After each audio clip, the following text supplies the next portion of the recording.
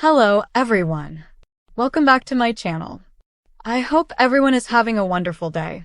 Before starting the video, please subscribe and keep watching for more detailed videos. This week in Port Charles, the emotional fallout will echo through every corner of the Quartermaine house and beyond.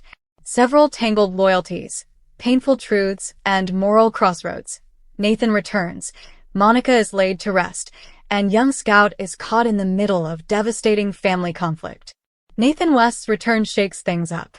Just when people assumed he was gone, there he is again alive, and the ramifications ripple far beyond his own reappearance. Questions immediately surface. Why now? How did he survive? And what role will he play in currents already in motion, especially those involving Liesl and Britt? Old wounds reopen. Secrets threaten to spill. When Nathan turns up, the tension between Liesl and Britt escalates, with distrust looming, accusations simmering. Britt's already on edge, feeling like she's being judged by her past, and Nathan's return forces everyone to reconcile what they thought they knew. While Nathan's re-entry into Port Charles brings pain, it also brings opportunity for reconciliation, for confession, and maybe for truth. Anna Devane ramps up her own investigation into the darker corners of some recent events, trying to piece together evidence that may implicate bigger players. As she digs, she uncovers clues that suggest there is more to Nathan's story than meets the eye, and that his return is connected in unpredictable ways to other conflicts rising in town. Amid all that, Port Charles prepares to say goodbye.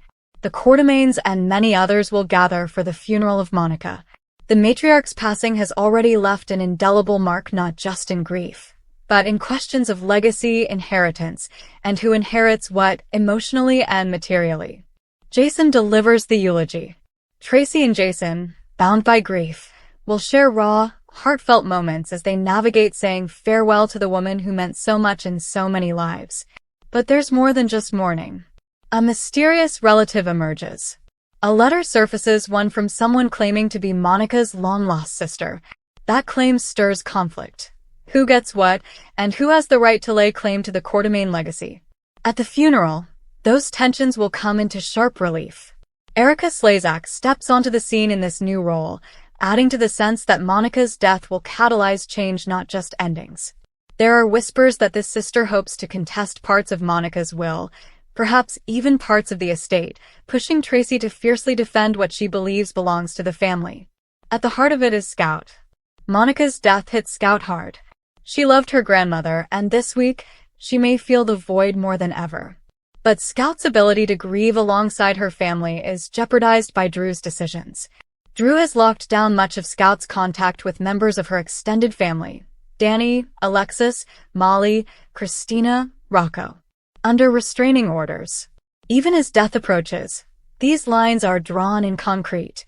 Danny, seeing Scout's heartbreak, mounts a plea. He begs Drew, let Scout attend Monica's funeral. Let her be with the people who knew and loved Monica. Let her feel that closure. The issue becomes whether Drew will soften, whether he realizes that grief is not something that can be sheltered. That Scout needs more than protection. She needs family, support, the chance to say goodbye. Drew is in a bind. On the one hand, he has responsibilities to protect Scout, to ensure her emotional and physical safety. On the other, he risks cutting her off from the support she desperately needs. As the service draws near, Scout may begin asking questions. Why can't she attend?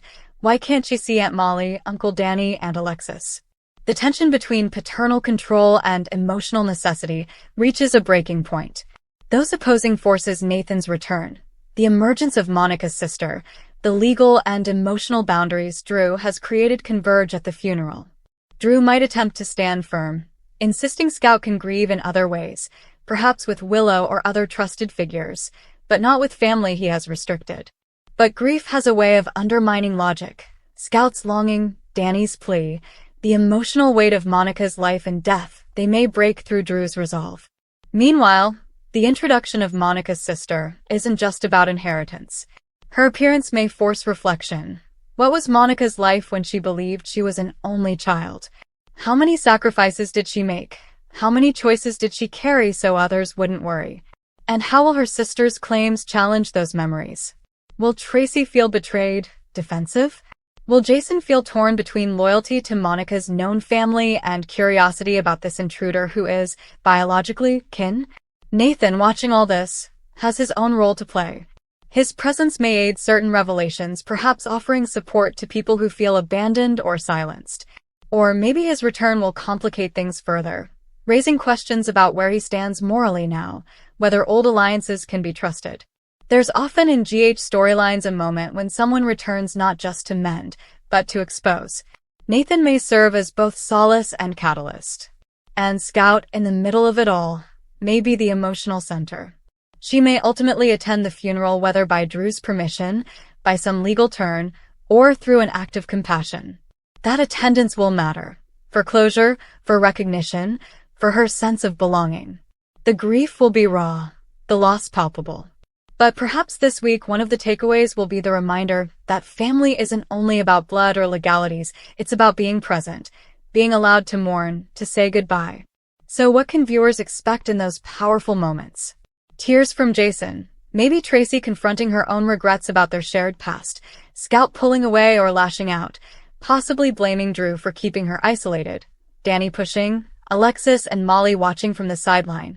Monica's sister possibly making declarative statements, staking claim, and forcing the Quartermaines to respond. There may be a confrontation at the mansion, as estate rights are questioned, wills are read, memories recounted. By week's end, some things will be irreversible. Monica's funeral will set certain alliances in stone. Drew's decision regarding Scout will leave emotional scars if he remains firm, or if he relents, that will shift relationships forever. Nathan's return will not be a simple return, it will upend assumptions, bring new conflicts, new truths. Through grief, through guilt, through loyalty and betrayal, the week of September 22nd in General Hospital promises to be not just about Monica's passing, but about everything her life stood for: love, legacy, family, and the lengths to which people will go to protect that or to claim it. This is one of those crossover moments where personal pain and family politics, legal stakes and emotional stakes merge. Hold tight, because after the funeral, nothing will feel quite the same. Some doors may close, others will open.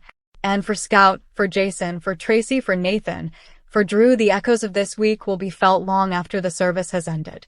Come back to our channel for all your updates. Thank you for watching. Please subscribe to my channel.